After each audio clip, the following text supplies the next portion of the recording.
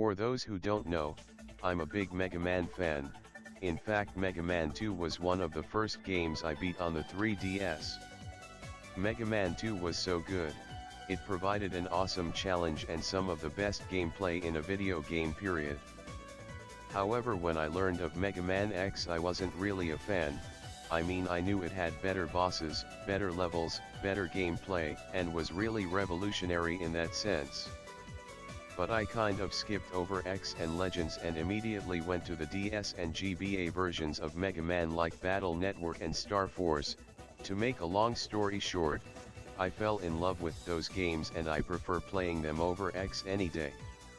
Like, what characters do they even have? X. Zero. Please, we've got Lan Hikari and Geostellar, you know, actually good characters. For legal reasons this is a joke.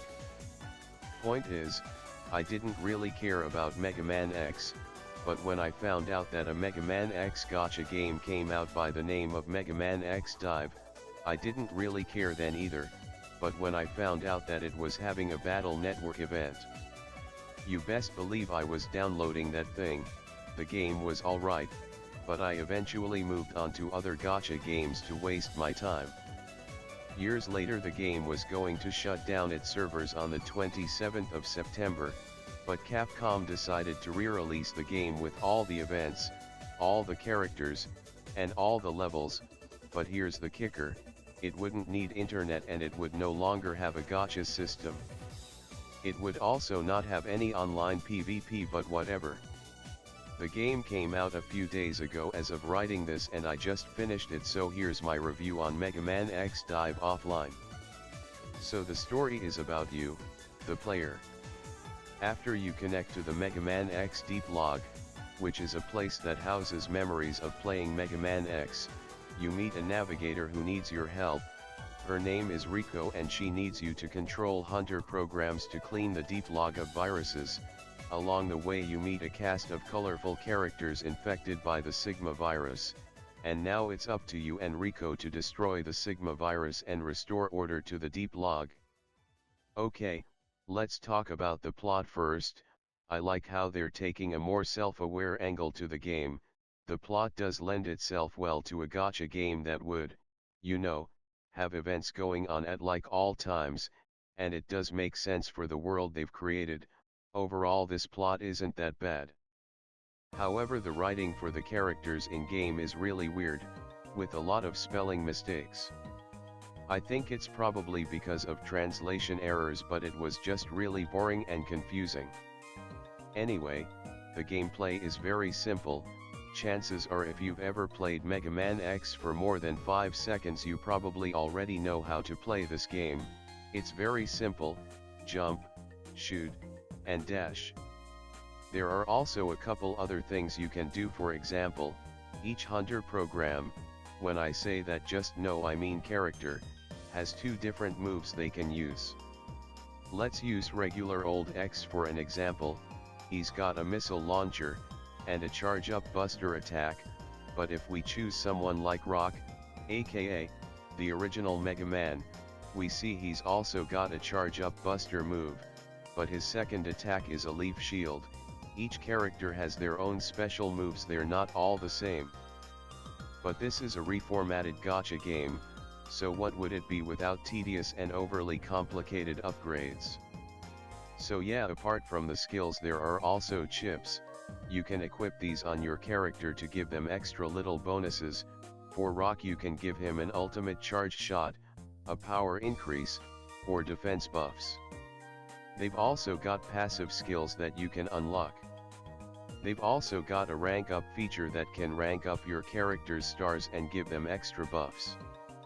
There is also a skin tab for characters like X who have extra skins, but what's weird is that some characters that should have skins, like original Mega Man and his Robot Master powers, are separate characters, like his Thunder Beam version. Shouldn't this be a skin for regular Mega Man? There's also a Rising Fire version of X, which is literally just a red version of X with extra fire moves. I honestly don't really get it. There are also these 2 seemingly useless versions of X and Zero. These are the S-Class Hunter X and S-Class Hunter Zero. The only thing that's different from them is this really annoying aura effect that surrounds them and the fact that these guys can't have skins, so why do they exist? You can just give regular X and Zero weapons to make them much stronger than they already are, so I don't really get it. Alright, let's keep going. There are also cards you can equip onto characters that raise up their attack and give them special bonuses. Some cards also have abilities locked if you are not using a specific character, like for Mega Man EXE here. I equipped these two cards onto him and their active condition is that they have to be equipped onto Mega Man EXE and only EXE.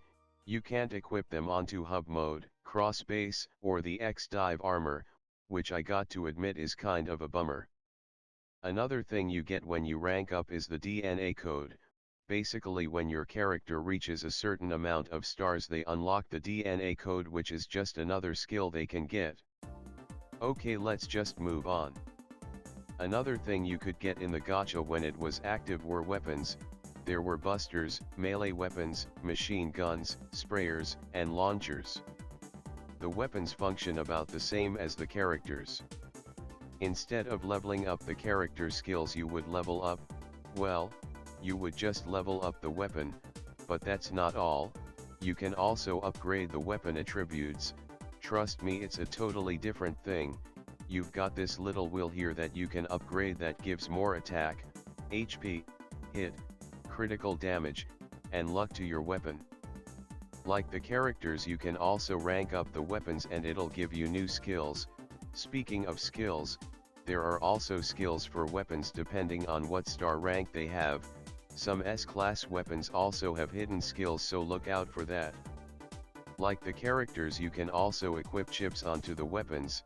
They're like cards, but they actually give your weapon an extra skill depending on what chip you equip.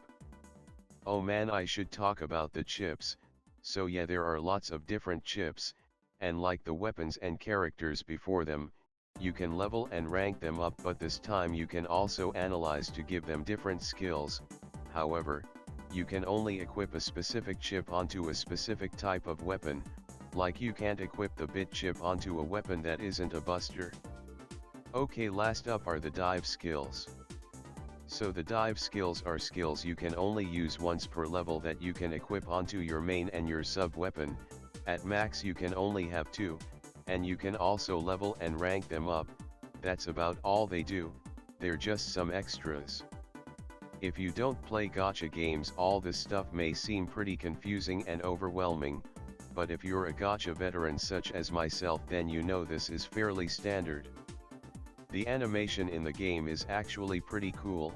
There are lots of really awesome animations for certain characters, and the models for the characters themselves are absolutely phenomenal. It's so cool seeing characters like Harp Note, Rogue, Roll EXE and Mega Man EXE imagined in a modern 3D Mega Man game. The character art in this game is also top tier stuff. Here are just some of my favorites.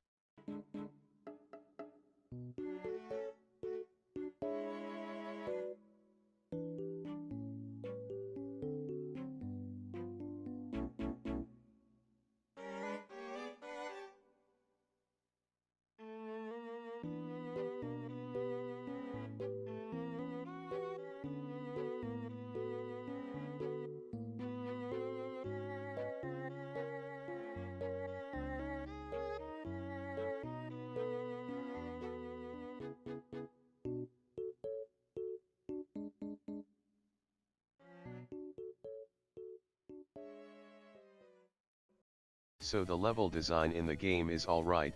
There's not a lot of focus on placing enemies strategically to make the game hard for the player. It's more like, just try to overwhelm them and make them trip up so they get stuck in a hole and die. Because if you've got some decent weaponry on hand, you can pretty much steamroll this game. But something I really like about this game are the events. There's armor upgrades, dive skill upgrades, Zenny, and EXP events, but there is also this little taskbar at the top where you can trigger past events on and off. This is a really cool feature that they didn't have to put in, but I'm glad that they did. It just gives the game so much more variety.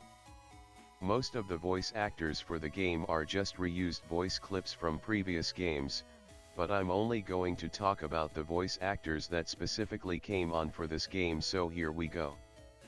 First up is your navigator and partner Riko, voiced by Reina Ueda, who most notably voiced Akane Shinjo in SSSS Gridman.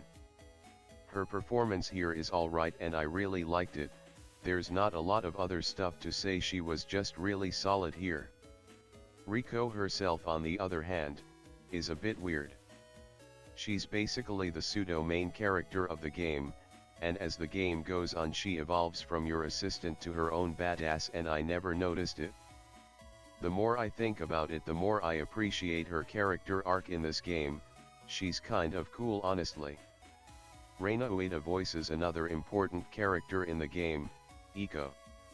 Iko is basically one half Riko's sister, another half another version of Riko, and all parts confusing. She also has a pretty good character arc of becoming less and less apathetic, and she starts caring about Riko and the player. It's just a shame that her lore is just so confusing. Alright, the final character of significant importance is Vaya, voiced by Shunsuke Takeuchi. If you don't know, he voiced Revolver in Yu-Gi-Oh! Brains, and right now he's voicing a skin Naklevar in the new Bleach season. His performance is alright, there is nothing really important to note about it, so let's just move on to the character analysis. Vaya himself is supposed to come across like a cool jokester and knows that when the going gets tough, the tough get going, but I don't know, I never really liked him. He wasn't bad, he wasn't good, he was just there. Spoiler alert, skip to this section in the video if you don't want to get spoiled, but Vaya is actually the final boss in this game. I already didn't really like the guy, but his reason for being the villain is just weird too, because apparently he got infected by the Sigma virus when he came to the Deep Log. Because of this now he has to defeat us and infect the rest of the Deep Log. I mean, I get it, but I think the game thinks Vaya is more interesting of a character than he actually is. Let's move on to final thoughts. I think the game is super fun. All of the characters, animations, and their gameplay are just absolutely incredible, and you can tell a lot of love was poured into their designs. The story was a bit iffy and weird, and the game is very grindy because it was built off a gacha game, and I can see some people getting frustrated with that, but seeing as how I already play lots of gacha games, that never really bothered me. Other than that though, the game is a real fun time, and I enjoyed testing out every single character possible because they're just that fun to play. I'm going to rate this game at a 6 out of 10, but don't let that rating deter you from playing this game, because it is really fun. There's just not a lot of substance to it, you know? I enjoyed playing this on and off, and I think you'll have a fun time playing this too. Okay, that's it for me, see you later. So, in Gyroman's stage, there's these flying spiky dudes that fall down on you, but you kind of have a lot of space to avoid them, so it's not really a big deal. But suddenly you jump on this weird platform, and because you're— Mega Man! Those platforms fall when— Hey, no fucking shit! They're falling! They're fucking falling! I can see that! How many Ugh! I'm going crazy here! I'm sorry, I don't feel sorry for you.